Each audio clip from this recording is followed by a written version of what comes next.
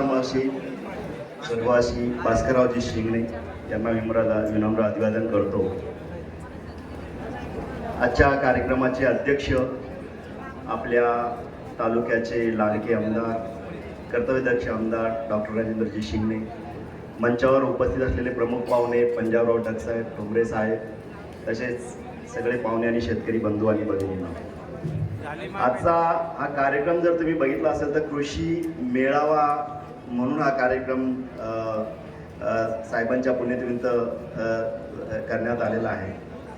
पण यामध्ये जर सगळ्यात महत्त्वाचं जर तुम्ही बघितलं असेल तर इथं बरेचसे कृषी स्टॉल आहे. एकाने आता एक मुद्दा उपस्थित केला की आपला तालुका हा दुष्काळग्रस्त जाहीर करावा, निश्चित करावा. पण आता दुष्काळ येत राहणार आहे, दुष्काळ पडत राहणार आहे. शेतीची अवस्था दिवसेंदिवस वेगळ्या पद्धतीने होत चाललेली आहे. तर याला उपाय म्हणून मला असं वाटतं, तुम्ही जर हे कृषीचे जर स्टॉल बघितले एवढे सगळे, आपल्या एकाही शेतकरी बांधवांच्या मुलाची कुठलीही कंपनी नाही आणि ग्राहक आपण आहोत. तर कृषी उद्योगामध्ये खूप संधी आहेत. तर मला असं वाटतं की आता कृषी उद्योग घडवण्यासाठी आपण कार्य केलं पाहिजे. माझाही जन्म इथल्या एका छोट्या निमगावासारख्या एका छोट्याशा गावात झाला. अल्पभूधारक कुटुंबात माझा जन्म झाला. शिक्षणही असंच गावात रखडत पकडत झालं. परदेशात जाण्याची संधी भेटली. 10-12 वर्ष मी परदेशात नोकरी केली आणि 2013 साली मला असं वाटलं की परत माझ्या मातृभूमीत यावं, माझ्या मातीचं मी काहीतरी देणं लागतो, मी इथला ऋणी आहे आणि कृषी उद्योगाशी काय करता येईल. कारण लहानपणापासून शेतकरी कुटुंबात जन्म झालेला असल्यामुळे शेतकरी मजूर ते शेतकरी शेतीची अवस्था मी बघितली आणि मला असं वाटलं की आपण इथं काहीतरी उद्योग सुरू करावा. आणि 2014 साली ईश्वेत बायोटेक नावाचं एक छोटंसं रोपटं आम्ही माळ सावरगाव या ठिकाणी टाकलं. बघता बघता 7-8 वर्षामध्ये 5 कामगारापासून सुरू झालेली कंपनी आज जगभरामध्ये 1000पेक्षा जास्त कामगार आहेत. आणि त्याही पेक्षा महत्त्वाचं आज मी तुम्हाला ठामेठूक सांगू शकतो, आमच्या कंपनीत अमेरिकेपासनं, कॅनडापासनं, जर्मनीपासनं, ऑस्ट्रेलियापासनं, दुबईपासनं, आफ्रिकेपासनं आम्ही फक्त शेतकरी कुटुंबातील मुलांना किंवा मुलींनाच नोकरी देतो. माझ्या कंपनीचा व्हाईस प्रेसिडेंट असेल, माझ्या कंपनीचा CEO असेल, माझ्या कंपनीचा पिऊन असेल, स्वीपर असेल, त्याचं शेतकरी बॅकग्राऊंड असणं आवश्यक आहे. त्याहीपेक्षा मला जेव्हा माझं बालपण इथं गेलं तर आमचं गाव निमगाव म्हणून छोटंसं गाव, आमच्या गावात शाळा नव्हती, त्यामुळे माझी बहीण शिकली नाही आणि तिला शिक्षण घेता आलं नाही. कारण किनगावराजाला आम्हाला शाळेत जावं लागायचं. तेव्हा माझ्या अशा लक्षात आलं की ग्रामीण भागामध्ये आपल्याला जर काही करायचं असेल तर आमचे 3 उद्दिष्ट आहेत. सगळ्यात महत्त्वाचं आहे ग्रामीण रोजगार, महिला सशक्तीकरण आणि तिसरा शाश्वत शेती. ही 3 उद्दिष्टे आम्ही डोळ्यासमोर ठेवली आणि ईश्वेत बायोटेकचं एक छोटंसं रोपटं लावलं. आणखी तुम्हाला प्राऊडली सांगतो की आमचा महिला सशक्तीकरणाचा प्रोजेक्ट आहे. आमच्याकडे 90% पेक्षा जास्त महिला काम करतात. सगळ्या महिला आमच्याकडे काम करतात. आमची हायटेक इंडस्ट्री आहे. तुम्हाला कदाचित माहिती की नाही माहिती नाही, पण सिंदखेडच्या 25 देशामध्ये आम्ही आमची प्रोडक्ट दररोज आठवड्याला एक्सपोर्ट करतो. दररोज आठवड्याला आम्ही एक्सपोर्ट करतो. आणि यामध्ये आमची एकमेव कंपनी अशी जगातली की 50% लोक यातले शिकलेली नाही. बांधावरच्या बायका ज्या होतात त्यांना आम्ही एकत्र केलं, त्यांना स्केलअप केलं आणि त्या पद्धतीने आम्ही काम चालू केलं. आज मला सांगण्याचा मुद्दा हाच आहे की शेती चालत राहणार आहे, नोकरी धंदे कमी झालेले आहेत, पण त्यामध्ये कृषी उद्योगाला खूप मोठी चालना आहे. कारण मला एवढं मोठं स्वप्न पडलं नव्हतं की एक छोटासा उद्योग एवढा जगभरामध्ये पसरेल. तर आज इथं आपण शेतकरी आहोत. आपल्या शेतकऱ्यांच्या मुलांना कृषी उद्योजक आपल्याला कसं बनवता येईल ते खूप महत्त्वाचं. आता मी सांगितलं की इथं 100पेक्षा जास्त स्टॉल आहे. तुम्हाला लिहून देतो, एकाही शेतकरी कुटुंबातील मुलाचा किंवा त्याच्या नातेवाईकाची एक सुद्धा इथे कंपनी नाही. मी कशी जागेच नाहीये, पण माझं असं म्हणणं आहे की आज आपल्याला वेगळा रस्ता पकडला पाहिजे. शाश्वत शेती आपण सोयाबीन लावून, गव्हर्नमेंटचं मत आहे की आपण उत्पन्न दुप्पट केलं पाहिजे, पण ते होणार नाहीये. एका वर्षात तुम्हाला काय 8 क्विंटलवरनं 16 क्विंटल सोयाबीन होणार नाही. आज 5,000चा भाव काही 10,000 होणार नाही. तर आपल्याला अशा शेतीकडे वळलं पाहिजे की जी शेती खरंच शेतकऱ्यांना पैसे देतील आणि जगाला जे लागतं ते केलं पाहिजे. माझं नेहमी म्हणणं आहे शेतकऱ्याला पिकवता येतं पण शेतकऱ्याला खपवता येत नाही. म्हणजेच मूल्य साखळी निर्माण झाली पाहिजे. त्या दृष्टीने मी शिंदे साहेबांना सांगू इच्छितो, सर आम्ही येणाऱ्या 3 वर्षामध्ये, माझा ऑलरेडी फूड प्रोसेसिंगचा प्लांट आहे साताऱ्याला, दुसरा मी one of the biggest food processing plant आपल्या इथे माळसावला कृषी नवनगरमध्ये टाकणार आहे. त्या माध्यमातून आपल्या भागातील 1 लाख शेतकऱ्यांना आपल्याला कसं जोडता येईल. त्यामध्ये जी काय फळबाग आपल्याकडे आहे त्याच्यावरती प्रोसेसिंग झालं पाहिजे, ज्या काय भाज्या आपल्याकडे आहे त्यावरती प्रोसेसिंग झालं पाहिजे, एक्सपोर्ट झालं पाहिजे. तुम्हाला मी सांगू इच्छितो की आज आखाती देशामध्ये डाळिंब केळीनंतर तिसरा जर सगळ्यात महत्त्वाचा निर्यात जर प्रोडक्ट असेल तर तो मिरची आहे. आपल्या इकडे चांगला क्लस्टर मिरचीवरती डेव्हलप होऊ शकतो.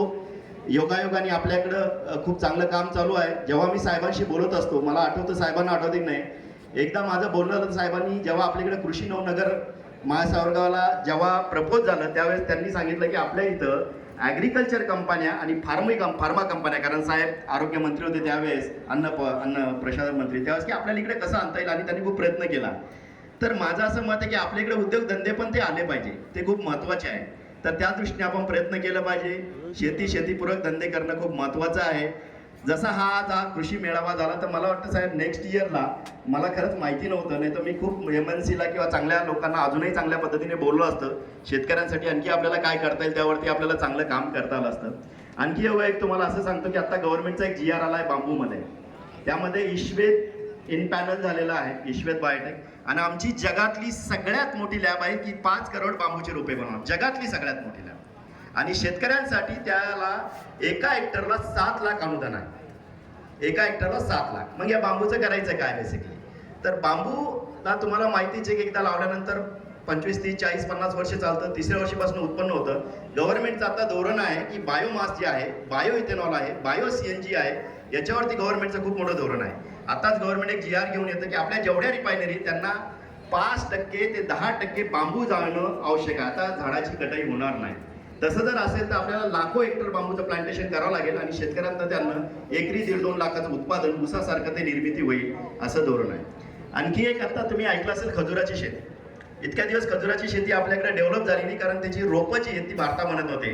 भारतातली ईश्वेत बायोटेक ही पहिली लॅब आहे की खजुराची रोपं आपण बनवतोय, आणि आता आम्ही 10 लाख रोपं निर्यातीचं उद्दिष्ट पण ठेवलेलं आहे आणि भारतामध्ये पण आहे. एकदा लावल्यानंतर 75 वर्ष चालतं, कुठल्याही वातावरणात येतं, पाणी अत्यंत कमी लागतं, कुठल्याही शेतीला येतं, कुठल्याही जमिनीमध्ये येतं. तर माझं असं मत आहे की आता शेतकऱ्यांनी वेगळ्या पिकाकडे वळणं खूप महत्त्वाचं आहे. थोडंसं चॅलेंजिंग आहे प्रयोग करताना, पण आपण केलं पाहिजे. विदर्भ मराठवाड्यात थोडे प्रयोग कमी होतात कम्पेअर टू पश्चिम महाराष्ट्रामध्ये, पण ते आपल्याला करणं जरुरी आहे. जास्त वेळ न घेता साहेबांना मला 1-2 मुद्दे इथं मांडायचे. कदाचित मी कन्सर्न पर्सन नाही, कृषी मंत्री आले असते तर मी त्यांच्यासमोर बोलणार होतो. मागच्या आठवड्यात मी दिलेलं होतं जेव्हा मी नीती विभागामध्ये प्रश्न मांडले की आमच्या इकडे काय. मला असं वाटतं की क्लस्टर बेस काम झालं पाहिजे. आता आपल्या इकडे तुम्ही बघितलं की सीड हब खूप मोठ्या प्रमाणात डेव्हलप झालेला आहे आणि सीड प्रोडक्शन इथं खूप शेतकरी करतात.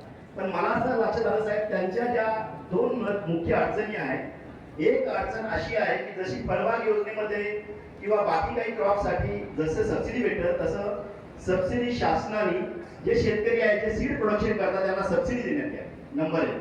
नंबर 2, त्याला जर कधी इन्शुरन्स मध्ये जर कन्वर्ट करता आलं तर माझी अशी विनंती आहे तुम्हाला की तुम्ही हे 2 मुद्दे मंत्रिमंडळात मांडावे किंवा कृषी मंत्र्यांशी बोलावे. खरंच सांगतो तुम्हाला, आपल्या भारतामध्ये प्रत्येक ज्या सीड कंपन्या आहेत, म्हणजे ज्या काही सीड कंपन्या 6,000 कोटीपेक्षा जास्त पैसे वाटतात. आणि आपलं जळगाव राज्य आणि सिंदखेड राज्य सीड कॅपिटल ऑफ इंडिया न म्हणतात, आता सीड कॅपिटल ऑफ एशिया झालेला. तर याच्यामध्ये खूप मोठी संधी आहे. आणि शेतकऱ्याच्या जर कधी या 2 समस्या जर आपल्याकडे सॉल्व्ह झाल्या, त्यांना काय 50,000, 40,000, 20,000 जर सबसिडी त्यांना देता आली, कारण बऱ्याच वेळा क्रॉप अप डाऊन होतात. यावर्षी तुम्ही मिरचीचा क्रॉप बघितला असेल, ब्लॅक क्रीप नावाचा एक रोग आला आणि बरंचसं सीड प्रोडक्शन कमी झालं. तर तो एक महत्वाचा मुद्दा आहे. त्याच्यानंतर मला असं वाटतं की या 2 मुद्द्यासोबतच जसं आता बोललं कोणीतरी, मागे त्याला शेततळं आणि कृषी मंत्र्यांनी ऑलरेडी ते मंजूर केलं. सर, मागे त्याला जर शेडनेट देता आलं तर ते खूप महत्वाचं आहे. आणि माझी कृषी विभागाचे अधिकारी आहे की त्यांचे काही नॉर्म आहे, पण तसं शेडनेट सर आमच्या इकडे चालत नाही, कारण आमच्या शेतकऱ्यांकडे तेवढे पैसे नाही. बांबूवरती जे शेडनेट आहे, माझं मत आहे की तुम्ही आमच्या शेतकऱ्यांना 5 लाख 10 लाख अनुदान नकोच. जे 10 गुंठ्यामध्ये बांबूचं शेडनेट आहे ते 60,000 ते 70,000 रुपयामध्ये होतं.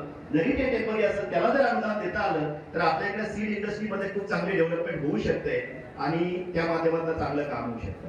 पुन्हा मला एक आणखी नमूद करायचं, मूल्य साखळी जी आहे ती फार महत्वाची आहे. म्हणजे येणारा माल प्रोसेस झाला पाहिजे, त्याच्यानंतर त्याला एक्सपोर्ट झाला पाहिजे किंवा डोमेस्टिक मार्केटमध्ये त्याला नेता आलं पाहिजे. तर आता गव्हर्नमेंटचं ते धोरण आहे FPO आणि FPC, फार्मर प्रोड्युसर कंपन्या. आता मी अमरावतीला त्या दिवशी एका प्रोग्रामला होतो, तर 50 फार्मर प्रोड्युसर कंपन्या मिळून त्या लोकांनी आता खजुराची शेती, खजुरावरती प्लांटेशन करता करता प्रोसेसिंग युनिट पण त्यांना टाकायचं आहे. तर अशी आता ही सगळी ध्येय धोरण आहे. तर जास्त वेळ न घेता पुन्हा एकदा मला इथं बोलवलं या मातीत माझा सत्कार केला कृषी उद्योजक म्हणून, तर मी संयोजकांना धन्यवाद देतो. आणि माझी एक विनंती आहे की एकदा आपल्या जवळचा युनिट आहे 50 एकरामध्ये आमचा प्रोजेक्ट आहे, तर एकदा शेतकऱ्यांनी तिथे व्हिजिट करावी. आम्ही बऱ्याच प्रकारची रोपं सिरिडस फर्टिलायझर्स मध्ये आहोत, आम्ही आता प्रोसेसिंग मध्ये एकदा व्हिजिट करावी, जेणेकरून तिथं तंत्रज्ञान तुम्हाला आपल्या घराजवळच आहे ते बघता येईल. धन्यवाद. जय हिंद. माननीय साहेबांचा